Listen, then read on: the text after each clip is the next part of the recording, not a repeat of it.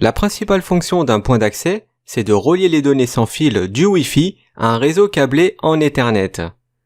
C'est l'AP qui accepte les conditions des clients sans fil afin que ces derniers puissent devenir membres du LAN comme s'ils utilisaient une connexion câblée. Le point d'accès est équipé de matériel câblé et sans fil pour permettre d'associer les clients sans fil avec le réseau câblé. Les AP offrent un ou plusieurs ensembles de services de base, c'est ce qu'on retrouve sous les initiales de BSS. On peut aussi voir les AP comme une extension d'un réseau commuté qui permet de connecter les SSID à des VLAN au niveau de la couche d'accès. Sur le schéma, on peut voir une architecture réseau comprenant des points d'accès. Alors même s'il n'y a que 4 points d'accès, une entreprise peut en avoir des centaines, voire même des milliers. Dans l'exemple, on peut voir que les AP contiennent 2 SSID, le WLAN 100 et le WLAN 200. Ils ont été nommés de cette manière pour correspondre au numéro de VLAN des couches en Ethernet. Sur le schéma, on voit bien des liaisons trunk entre les différentes couches pour bien faire circuler les VLAN d'une couche à l'autre. Sur cette architecture, les AP autonomes permettent d'offrir un chemin rapide pour que les données puissent voyager entre les réseaux sans fil et câblés. 2 utilisateurs sans fil qui sont associés au même point d'accès autonome peuvent cette fois-ci communiquer directement sans avoir à passer par le réseau câblé. C'est de là que vient le terme de autonome. Comme on peut le voir sur le schéma, un point d'accès doit être configuré avec une IP de management qui permet de gérer le boîtier à distance. Ça permet de pouvoir configurer les SSID, les VLAN ainsi que les paramètres de radiofréquence comme le canal et le débit.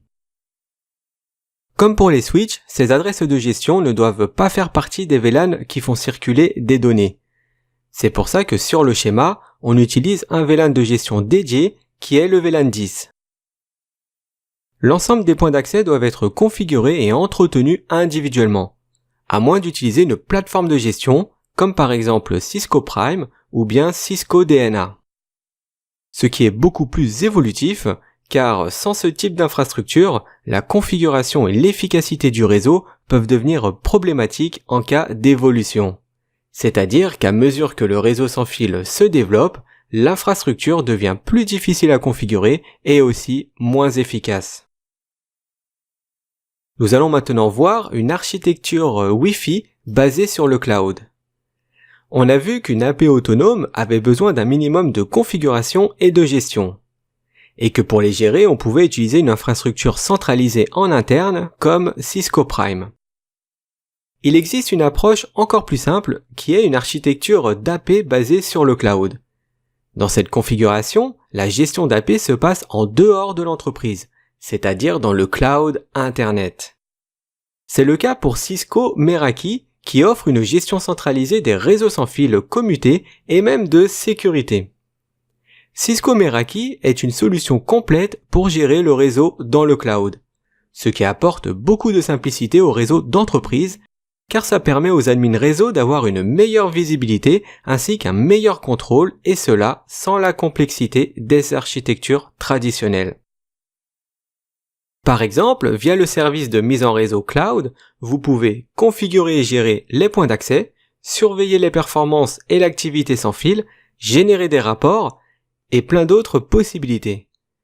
Les points d'accès Cisco Meraki peuvent être déployés automatiquement dès lors que vous vous êtes inscrit auprès du cloud Meraki.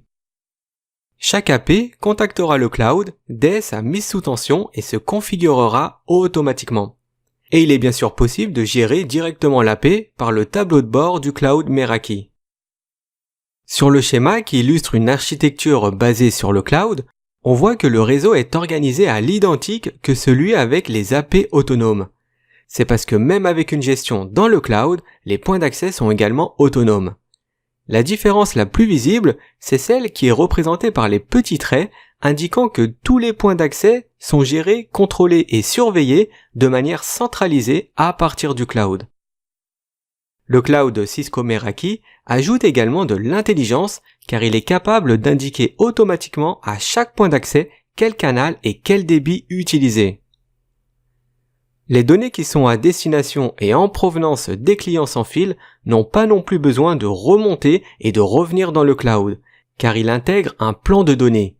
C'est-à-dire que l'architecture que l'on voit sur le schéma se compose de deux chemins distincts.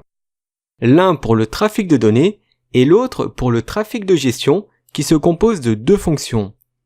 On a un plan de contrôle, c'est le trafic utilisé pour contrôler, configurer, gérer et surveiller l'AP en lui-même, et un plan de données qui est le trafic de l'utilisateur final passant par l'AP. Cette distinction ou division devient très importante à mesure que le réseau évolue.